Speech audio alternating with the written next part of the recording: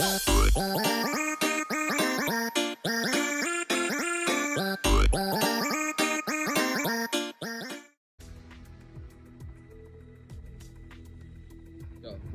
my name is Ethan. And I'm Tyler. And today we're going to be covering Hansel and Gretel. And what we're going to be covering about Hansel and Gretel is the setting, the characters, the plot, about the author, and the Gothic elements. Now what we will be covering is the setting of Hansel and Gretel. So the first setting is the woodcutter's house, where they all live. It's not a nice house, it's broken down, it's run down. I mean, they're not rich, they're pretty poor. the middle of the woods is the next setting. It's sort of a minor setting in the story where the children are abandoned by their parents. And the woods it's dark, it's scary, they hear sounds in the woods, it's just very creepy and adds that gothic tone to the story. And the last setting is the witch's house, which seems very nice and very inviting, but little did they know, it's just a trap from the witch. And those are the settings in Hansel and Gretel.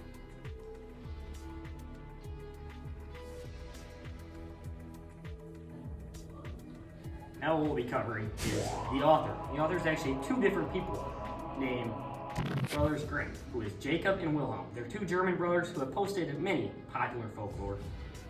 Some of their popular works are The Frog Prince, Sleeping Beauty, and the one we'll be covering today is Hansel and Gretel. So that is a little bit about the author, little backstory. So the characters in Hansel and Gretel are the first one being Hansel. Hansel is very caring and very supportive for his sister. He keeps a level head and a good attitude despite their situation.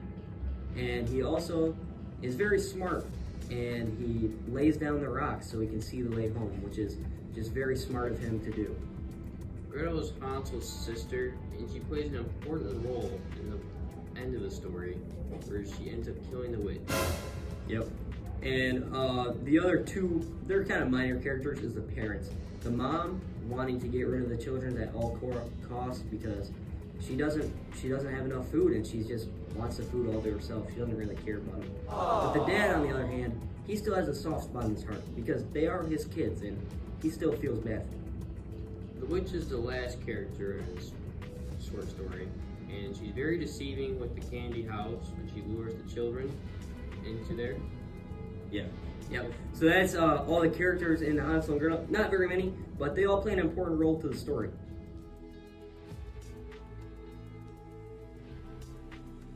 So now we're going to be getting into the meat and cheese of the story, the plot. First part of the plot will be the introduction, where Hansel and Gretel are living what they think is a fine life, but little they know, their parents are poor, and they don't have enough bread to feed them. Their parents are faced with a hard dilemma. They either keep the kids and they all die, or they get rid of the kids and they live. So they talked about it, and they were going to abandon the kids in the woods. And Hansel and Gretel both hear this. So Hansel stacks up on little rocks that shine in the moonlight so he can see his way home. And that is the introduction and rising. The rising action of this short story is when Hansel loads up on moonlit pebbles, and then during the daylight, when the parents lead him out into the woods, Hansel makes a path with these pebbles. When the night falls, they can find their pathway home. The parents are shocked to see them back, and so they sleep at night, and the parents have the dilemma again, where they have to get rid of the children. So this time, Hansel could not collect the moonlit pebbles to make a path, so this time they use bread crumbs to make a path. Hansel and Gretel make their way into the wood, and they make a path with these breadcrumbs. They sleep through the night, and they try to find a path in the morning, but to find that it's gone due to the crows and the birds eating the breadcrumbs. They're lost in the woods until they find a witch's house made of candy, and they start eating on this candy house.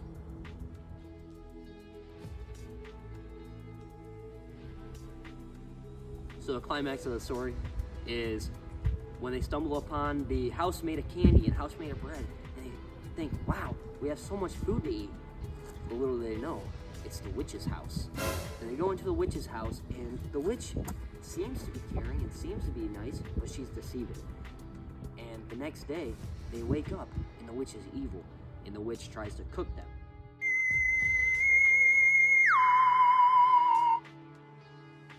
The following action of this short story is when Gretel gets the opportunity to outsmart the witch when she throws the witch into the oven. Saves Hansel from his chamber. And then the conclusion to that would be they find these really precious jewels that can make them rich. So they see the opportunity, they bring them home, and the mom is dead, but the dad is barely alive. So they use these riches, buy him food and stuff, and they live happily ever after. That's the conclusion.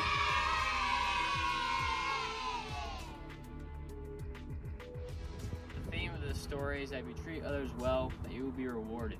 This is shown by the witch wanting to eat the children and the mom wanting to kill the children, and they both end up dying. And then both the children and the dad live happily ever after. So that just shows the powerful theme in the story.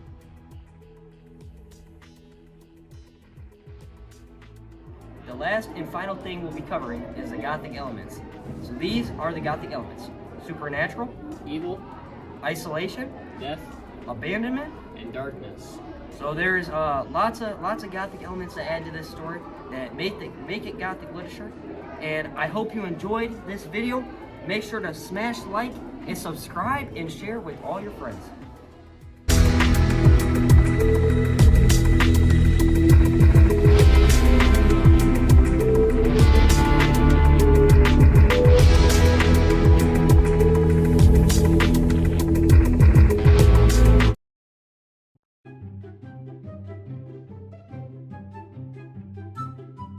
So now we're going to be getting into the meat and cheese of the story, the plot. The following action of Hansel and Gretel. Oh, it's a rising action. The last and final thing we'll be covering in the story are the Gothic elements. So these are the Gothic elements: supernatural. Now we will be covering the setting of